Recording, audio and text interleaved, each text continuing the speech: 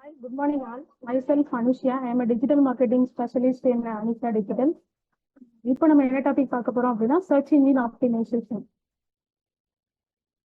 Search engine இதுல இருந்து என்னென்ன டாபிக்ஸ் தான் நம்ம பார்க்க போறோம்னா எஸ்இஓனா என்ன, அதுல என்னென்ன டைப்ஸ் இருக்குது, அப்புறம் அதை எப்படி ஒரு வெப்சைட் எப்படி ஆப்டிமைஸ் பண்ணணும், அதுல என்னென்ன ரிசர்ச் டூல்ஸ்லாம் அவைலபிளா இருக்குது, என்னென்ன எக்ஸ்டென்ஷன்ஸ் அவைலபிளா இருக்குது, என்னென்ன மிஸ்டேக்ஸ்லாம் நம்ம அவாய்ட் பண்ணணும், இதெல்லாமே நம்ம இந்த டாபிக்ல பார்க்க போறோம். இப்போ எஸ்இஓனா என்ன அப்படின்னா ஃபர்ஸ்ட் நம்ம நார்மலா நம்ம வந்து எல்லாருமே கூகுள்ல வந்து நம்ம சர்ச் பண்ணுவோம். ஏதாவது ஒரு நம்மளுக்கு ஒரு ப்ராடக்ட் வாங்கணும் அப்படின்னா ஃபர்ஸ்ட் கூகுள்ல தான் நம்ம போய் பார்ப்போம். பார்க்கும்போது வந்து ஃபர்ஸ்ட் லிங்கை தான் நம்ம கிளிக் பண்ணுவோம். அந்த ஃபர்ஸ்ட் லிங்க் வர்றதை எப்படி ஆப்டிமைஸ் பண்றாங்க அப்படிங்கிறது தான் இந்த எஸ்இஓ. அதுல வந்து நம்ம கூகுள்ல வந்து நம்மளோட ஒரு வெப்சைட் வச்சிருக்கிறோம் அப்படின்னா அந்த வெப்சைட் எப்படி இண்டெக்ஸ் ஆகுது அப்படிங்கிறது தான் நம்ம இந்த கான்செப்ட்ல பார்க்க போறோம். இதுல வந்து ஃபர்ஸ்ட் என்னன்னா quality and quantity of traffic அப்படிம்பாங்க. நம்ம ஒரு வெப்சைட் வச்சிருக்கிறோம், அந்த வெப்சைட்டுக்கு எவ்வளவு குவாலிட்டியான பீப்புள்ஸ் வராங்க. நம்மளோட வெப்சைட் வந்து இப்போ டிஜிட்டல் மார்க்கெட்டிங் ரிலேட்டடா இருக்கு அப்படின்னா டிஜிட்டல் மார்க்கெட்டிங் ரிலேட்டடா எவ்வளவு குவாலிட்டியான பீப்புள், டார்கெட் ஆடியன்ஸ் வந்து எவ்வளவு கரெக்டா வராங்க, அவங்க நம்ம வெப்சைட்ல எவ்வளவு நேரம் ஸ்டே பண்ணி இருக்கிறாங்க அப்படிங்கிறது ஃபர்ஸ்ட் இம்பார்ட்டன்ட். அப்புறம் இந்த எஸ்இஓ அப்படிங்கிறது ஒரு long term activity, it is not a short term activity. இது வந்து நம்ம தொடர்ச்சியா பண்ணிட்டே இருந்தாதான் நம்மளோட பேஜ் வந்து இண்டெக்ஸ் ஆகும். அது மாதிரி இதுல வந்து ரெண்டு இம்பார்ட்டன்ட் ஃபேக்டர்ஸ் இருக்கு. ஒன்னு வந்து ரெலவெண்டா இருக்கணும், இன்னொன்னு வந்து பாப்புலாரிட்டியா இருக்கணும். நம்மளோட டார்கெட் ஆடியன்ஸுக்கு ஒரு நம்ம கீவேர்டு போட்டு ஒன்று சர்ச் பண்றோம் அப்படின்னா அந்த டார்கெட் ஆடியன்ஸ்க்கு வந்து ரெலவெண்டாவும் இருக்கணும், நம்மளோட வெப்சைட் வந்து பாப்புலரான வெப்சைட்டா நமக்கு வச்சிருக்கணும் ஃபர்ஸ்ட். அப்புறம் எண்ட் யூசர்ஸை சாட்டிஸ்ஃபை பண்ணணும். இப்போ தெரியாதவங்க ஒருத்தவங்க கூட நம்ம வெப்சைட்டுக்கு வராங்க அப்படின்னா வெப்சைட்ல நேவிகேட் பண்றது, அந்த பட்டன்ஸ் வைக்கிறது, ஈஸியா நேவிகேட் பண்றதுக்கு வந்து அவங்களுக்கு ஒரு கிளியர் டிசைன் இருக்கணும். இந்த 3 டைப்ஸ் ஆஃப் எஸ்இஓஸ் வந்து இருக்குது. ஒன்னு வந்து ஆன் பேஜ் எஸ்இஓ, இன்னொன்னு off page SEO, third one is technical SEO. On page எஸ்இஓல என்ன பண்ணுவோம் அப்படின்னா கண்டென்ட்டை ஆப்டிமைஸ் பண்ணுவோம். நம்ம வெப்சைட்டு நம்ம வச்சிருக்கிறோம், நம்ம அந்த வெப்சைட்டுக்குள்ள என்னெல்லாம் பண்ண போறோம் அப்படிங்கிறது வந்து ஆன் பேஜ் எஸ்இஓக்குள்ள வரும். ஆஃப் பேஜ் எஸ்இஓ அப்படின்னா பேக் லிங்க்ஸ், வெளியில இருந்து எவ்வளவு நம்மளுக்கு லிங்க்ஸ் வருது, எக்ஸ்டர்னலா எவ்வளவு குவாலிட்டியான பேக் லிங்க்ஸ் வந்து நம்மளுக்கு கிடைக்குது அப்படிங்கிறது வந்து இந்த ஆஃப் பேஜ் எஸ்இஓக்குள்ள வருது.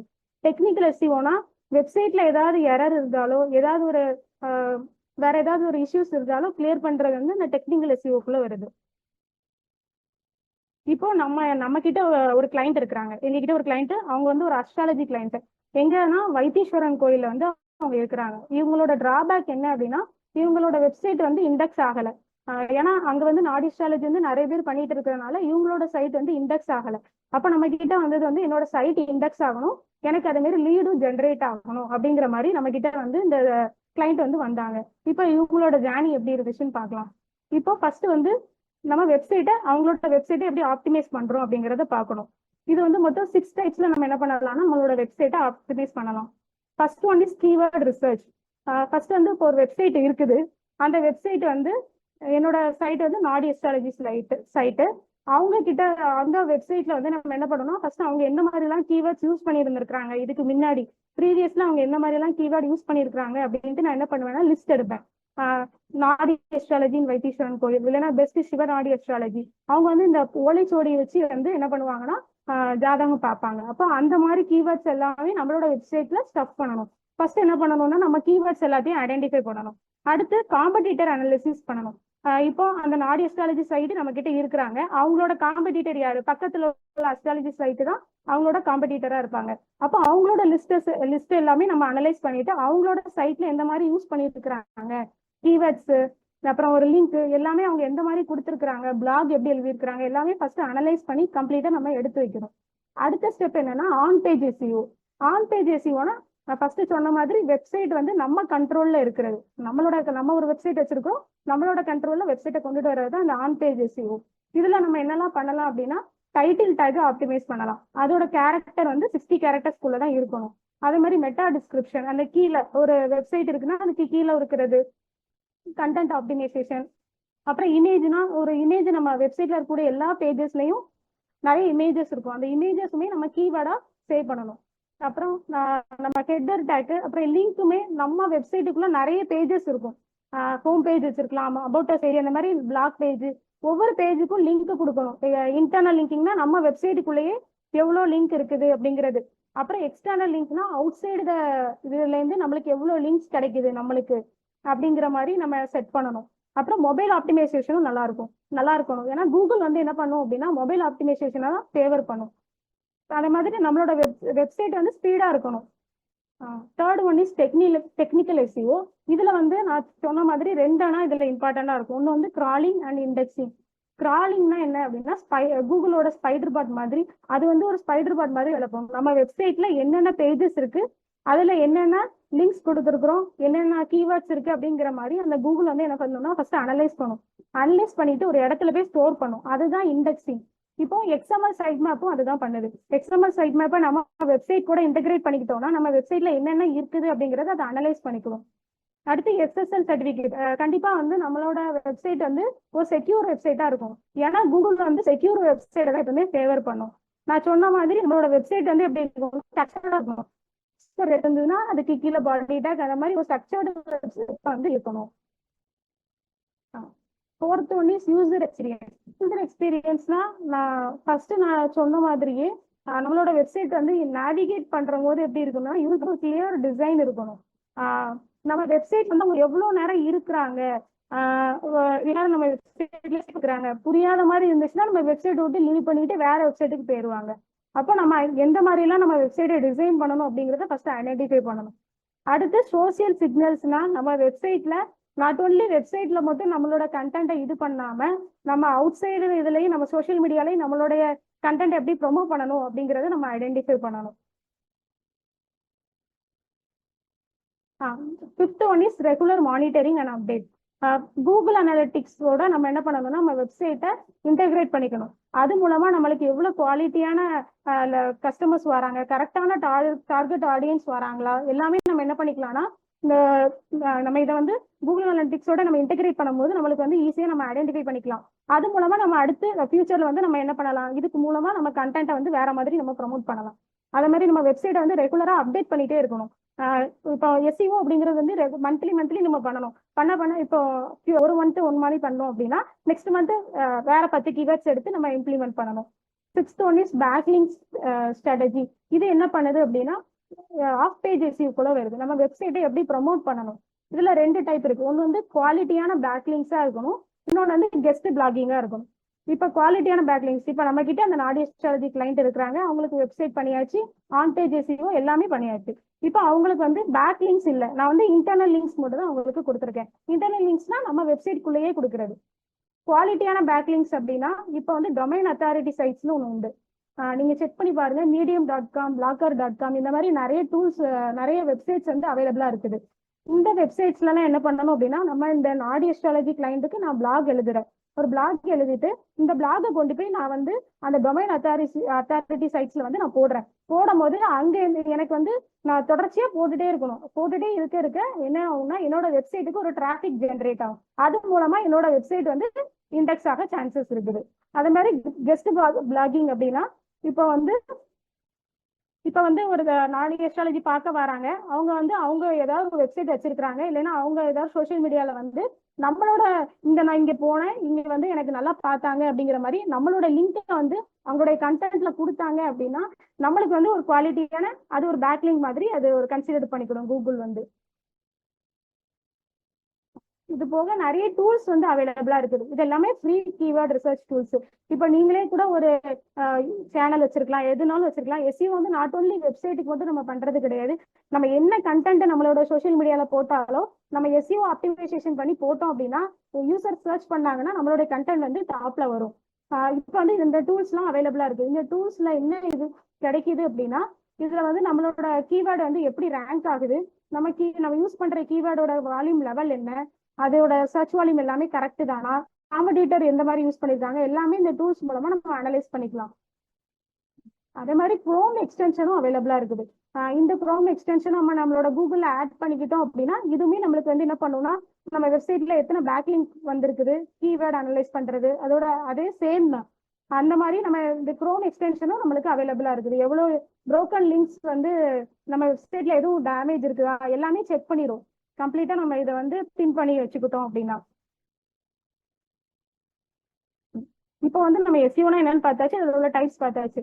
எஸ்இஓட பெஸ்ட் ப்ராக்டிஸ் என்ன அப்படின்னா, நான் ஃபர்ஸ்ட் சொன்ன மாதிரி கண்டென்ட் வந்து குவாலிட்டியா இருக்கணும், ரெலவெண்டாவும் இருக்கணும். நம்ம வெப்சைட் இப்போ நாடி அஸ்ட்ராலஜினா அஸ்ட்ராலஜி ரிலேட்டடான கண்டென்ட் தான் இருக்கணும். வேற எந்த கண்டென்ட்டையும் நம்ம அதில் ஸ்டஃப் பண்ணக்கூடாது. அது மாதிரி யூசர் எக்ஸ்பீரியன்ஸ் நல்லா இருக்கணும். ரெகுலரா நம்ம கண்டென்ட் வந்து ஃப்ரெஷ் கண்டென்ட் வந்து அப்டேட் பண்ணிட்டே இருக்கணும். இப்போ கரண்டா ட்ரெண்டுக்கு ரிலேட்டடா நம்ம எந்த மாதிரி கண்டென்ட்டோ இல்லைன்னா ஒரு இமேஜ் ஆட் பண்றதா இருக்கட்டும், நம்ம வந்து ஒரு ப்ராப்பரான ஒரு இதுல இருந்து நம்ம போடணும். என்னென்ன மிஸ்டேக்ஸ்லாம் அவாய்ட் பண்ணணும் அப்படின்னா, கீவேர்ட் ஸ்டஃபிங் வந்து இருக்கக்கூடாது. அப்புறம் மொபைல் ஆப்டிமைசேஷன் வந்து ஃபர்ஸ்ட் நம்ம கூகுள் பார்த்த மாதிரி மொபைல் ஆப்டிமைசேஷன் வந்து கரெக்டா இருக்கணும்.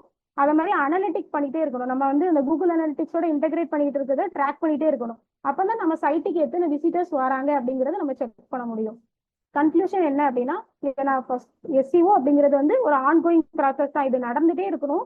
நம்ம வெப்சைட் வந்து 6 மாசமும் ஆகலாம், 1 வருஷமும் ஆகலாம் இண்டெக்ஸ் ஆகுறதுக்கு. ஆனா நம்ம ரெகுலரா பண்ணிட்டே இருந்தோம் அப்படின்னா சீக்கிரமா இண்டெக்ஸ் ஆகும். இதோட சக்சஸ் எப்படி இருக்கும் அப்படின்னா, ஃபர்ஸ்ட் வந்து நம்ம வெப்சைட்டுக்கு நம்ம இதெல்லாம் பண்ணி நம்ம வந்து ரேங்க் பண்றோம். வெப்சைட்டுக்கு வந்து ரேங்கிங் வரும் இது மூலமா. அது மூலமா நம்ம வெப்சைட்டுக்கு வந்து இண்டெக்ஸ் ஆகும்போது ஆட்டோமேட்டிக்கா என்ன வரும், ரேங்கிங் வரும், டிராபிக் கிடைக்குது நம்ம வெப்சைட்டுக்கு. நிறைய பேர் அதுக்குள்ள வருவாங்க. அப்ப நம்மளுக்கு டிராபிக் ஜென்ரேட் ஆகும். அது மூலமா நம்மளுக்கு சேல்ஸ் ஜென்ரேட் ஆகுது, ரெவன்யூ ஜென்ரேட் ஆகுது. இதுதான் இந்த எஸ்இஓ கான்செப்ட். உங்களுக்கு எதுவும் டவுட் இருந்ததுன்னா எண்ட் ஆஃப் த வெபினார்ல கேளுங்க. இப்போ நெக்ஸ்ட் டாபிக் என்ன பார்க்க போறோம் அப்படின்னா, கண்டென்ட் மார்க்கெட்டிங். இப்போ நம்ம கிட்ட அந்த நாடி அஸ்ட்ராலஜி கிளைண்ட் இருக்கிறாங்க, அவங்களுக்கு வந்து நம்ம எஸ்இஓ பண்ணிட்டோம். இப்போ அவங்கள வச்சுட்டு நம்ம என்ன பண்றோம், கண்டென்ட் மார்க்கெட்டிங் எப்படி பண்ண போறோம் அப்படிங்கறத பார்க்கலாம். இதுல 2 டைப்ஸ் இருக்குது. அப்புறம் இதுல எக்ஸாம்பிள்ஸ் என்ன, ஒரு ஹை குவாலிட்டி கண்டென்ட்டை நம்ம எப்படி கிரியேட் பண்ணணும் அப்படிங்கறத இந்த கான்செப்ட்ல நம்ம பார்க்க போறோம். இப்போ கண்டென்ட் மார்க்கெட்டிங்னா என்ன? இப்போ வந்து கண்டென்ட் மார்க்கெட்டிங் வந்து நம்ம எல்லா இதுலயும் நம்ம பண்ணலாம். சோஷியல் மீடியால இருக்கக்கூடிய ஃபேஸ்புக், இன்ஸ்டாகிராம், லிங்க்டின், யூடியூப், இந்த மாதிரி எதுலனாலும் நம்மளுடைய கண்டென்ட்டை நம்ம ப்ரொமோட் பண்ணலாம். இந்த கண்டென்ட் எல்லாம் எப்படி இருக்கணும்? இப்போ நம்ம கிட்ட ஒரு வெப்சைட் இருக்குது, அந்த நாடி அஸ்ட்ராலஜி வச்சிருக்காங்க, அவங்க வந்து யூடியூப் சேனல் வச்சிருக்காங்க, ஃபேஸ்புக், இன்ஸ்டாகிராம், இந்த மாதிரி நிறைய சோஷியல் மீடியாலயும் அவங்க வந்து ஆட் ஆகிருக்கிறாங்க. இப்போ அவங்களுடைய டார்கெட் ஆடியன்ஸ் யாரு, ஃபர்ஸ்ட் அவங்க கிட்ட கேட்கணும், உங்களுடைய டார்கெட் ஆடியன்ஸ் யாரு அப்படிங்கிற மாதிரி கேட்டுட்டு நம்ம வந்து அனலைஸ் பண்ணணும். அஸ்ட்ராலஜி ரிலேட்டடான பீப்புள் தான் அதை வந்து பார்ப்பாங்க. அப்போ அதுதான் நம்மளுடைய டார்கெட் ஆடியன்ஸா இருக்கணும். ஆடியன்ஸுக்கு ரெலவெண்டான கண்டென்ட்டை வந்து நம்ம ஜென்ரேட் பண்ணணும். அந்த கண்டென்ட் எப்படி இருக்கணும் அப்படின்னா, வேல்யூபுளா இருக்கணும். அதே மாதிரி நம்ம கண்டென்ட் வந்து தொடர்ச்சியா போட்டுட்டே இருக்கணும். இப்போ சோஷியல் மீடியா ஃபேஸ்புக்னா ஒரு நாள் போடுறோம் அப்படின்னா மறுநாள் வேற மாதிரி கண்டென்ட் ரெடி பண்ணி போடணும். இந்த மாதிரி தொடர்ச்சியா நம்ம கண்டென்ட் போட போட நம்மளுக்கு கஸ்டமர்ஸ் வந்து என்ன பண்ணுவாங்க, நம்ம சைட்டுக்கும் வருவாங்க, நம்மளோட இதுக்குமே நம்ம இதுக்குமே அவங்க வந்து இது பண்ணுவாங்க. Next, what is content marketing? நான் ஃபர்ஸ்ட் சொன்ன மாதிரி யூசர் எந்த மாதிரி கண்டென்ட் பாக்குறாங்க, அப்புறம் நம்ம கண்டென்ட் வந்து குவாலிட்டியா இருக்குதா, அடுத்து மற்ற சைட்டை விட நம்ம எப்படி பெர்ஃபார்ம் பண்றோம், மற்ற கண்டென்ட்டை விட நம்மளோட கண்டென்ட் வந்து டிஃப்ரெண்டா இருக்குதா, எதர் ஷார்ட்டராகவும் இருக்கலாம் அல்லது லாங்கராகவும் இருக்கலாம். ஆனா நம்ம கண்டென்ட் எந்த மாதிரி கொடுக்க போறோம், பீப்புள்கிட்ட எப்படி ரீச் ஆக போகுது அப்படிங்கிறத இதுல பார்க்க போறோம். டூ டைப்ஸ் இருக்குது. ஃபர்ஸ்ட் வந்து இதுல வந்து ஃபர்ஸ்ட் ஒரு ஹை குவாலிட்டி கண்டென்ட்டை நம்ம எப்படி கிரியேட் பண்ணணும், அடுத்து ஒரு கண்டென்ட்டை எப்படி ப்ரொமோட் பண்ணணும் அப்படிங்கிறத இதுல பாக்குறோம். ஃபர்ஸ்ட் நம்மளோட சைட் வந்து நாடி அஸ்ட்ராலஜி சைட்டு, அவங்க ஒரு யூடியூப் சேனல் வச்சிருக்காங்க அப்படின்னா நம்ம அவங்க எந்த மாதிரிலாம் இதுக்கு முன்னாடி பண்ணியிருக்கிறாங்க அப்படிங்கறத ஃபர்ஸ்ட் அனலைஸ் பண்ணணும். அடுத்து அதுக்கு தகுந்த மாதிரி நம்ம பிளான் பண்ணணும். அப்புறம் நம்ம என்ன பண்ணணும்னா அந்த கண்டென்ட்டை கிரியேட் பண்ணணும். ஏதர் வீடியோவும் இருக்கலாம், இல்லைன்னா டெக்ஸ்ட் கண்டென்ட்டாவும் இருக்கலாம். அதுக்கப்புறம் நம்ம சோஷியல் மீடியால பப்ளிஷ் பண்றோம். இதுதான் இந்த ஃப்ளோ. இப்போ ஹை குவாலிட்டி கண்டென்ட்டை நான் கிரியேட் பண்ண போறேன். என்னோட நாடி அஸ்ட்ராலஜி சைட்டுக்கு வந்து டார்கெட் ஆடியன்ஸ் வந்து நாடி அஸ்ட்ராலஜி மேல இன்ட்ரெஸ்ட் இருக்கிறவங்க, அஸ்ட்ராலஜி மேல ஒரு ப்ரெடிக்ஷன், ஒரு நல்ல ஒரு நம்பிக்கையா இருக்கிறவங்க, இந்த மாதிரி இருக்கிறவங்கள தான் நம்ம என்ன பண்ணுவோம், டார்கெட் பண்ண போறோம். அப்போ நம்ம அந்த மாதிரி பீப்புளை ஃபர்ஸ்ட் என்ன பண்ணணும், இது பண்ணிட்டு அவங்களோட நீட் என்ன, அவங்களோட தேவை என்ன அப்படிங்கறத ஃபர்ஸ்ட் இது பண்ணணும். அவங்களோட இன்ட்ரெஸ்ட் என்ன, அப்புறம் நம்மளுடைய கண்டென்ட் எப்படி இருக்கணும்னா குவாலிட்டியான கண்டென்ட்டா இருக்கணும், கன்சிஸ்டண்டா இருக்கணும், தொடர்ச்சியா நம்ம கண்டென்ட் வந்து போட்டுட்டே இருக்கணும். அதே மாதிரி நம்ம வந்து கண்டென்ட் வந்து ஒரே ஃபார்மேட்ல போடாம டிஃப்ரெண்ட் ஃபார்மேட்ல வந்து போடணும். பிளாகா இருக்கலாம், வீடியோவோ போடலாம், இன்ஸ்டாகிராம்ல ரீல்ஸ், ஸ்டோரிஸ் மாதிரி, போஸ்டர்ஸ் மாதிரி, இந்த மாதிரி டிஃப்ரெண்ட் ஃபார்மேட்ல நம்ம என்ன பண்ணணும்னா ரெடி பண்ணி போடணும். அடுத்து எஸ்இஓ ஆப்டிமைசேஷன். நம்ம முன்னாடியே பார்த்திருக்கோம் எஸ்இஓனா என்ன அப்படின்ட்டு. நம்ம கண்டென்ட்லயுமே கீவேர்ட்ஸ் ஆட் பண்ணணும்.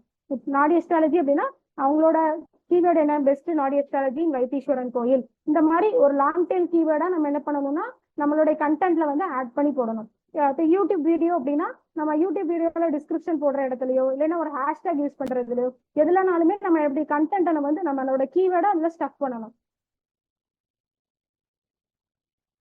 Second one is promoting your content. நம்மளோட கண்டென்ட்டை எப்படி ப்ரொமோட் பண்ணணும். இப்போ நம்ம கண்டென்ட் ரெடி பண்ணி வச்சுட்டோம், அந்த கண்டென்ட்டை நம்ம எந்த மாதிரி சேனல்ஸ்ல எல்லாம் ப்ரொமோட் பண்ணலாம். ஃபர்ஸ்ட் வந்து சோஷியல் மீடியால ப்ரொமோட் பண்ணலாம்.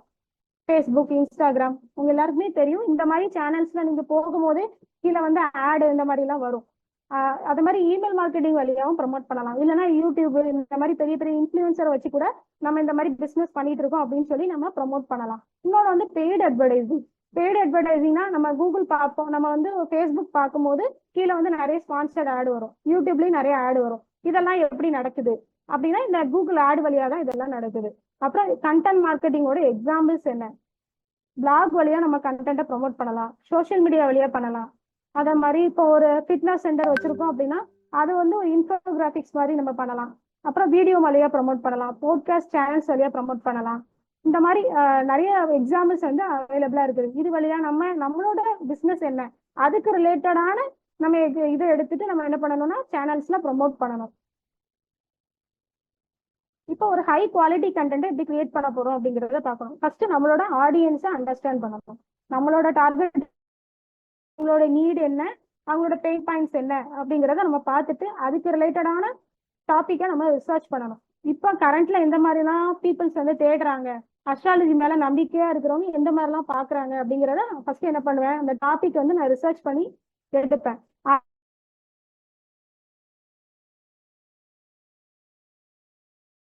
என்ன அந்த இதை மாதிரிலாம் நான் என்ன பண்ணுவேன்னா ஃபர்ஸ்ட் செக் பண்ணுவேன். Third one is headlines create. அந்த ஹெட்லைன் ஒரு ஹெட்லைன் கிரியேட் பண்றோம் அப்படின்னா அந்த ஹெட்லைன் வந்து எப்படி இருக்கணும்னா நல்ல போல்டா யூசருக்கு வந்து நல்ல ரீடபிளாவும் இருக்கணும். அதே மாதிரி அவங்க பார்த்து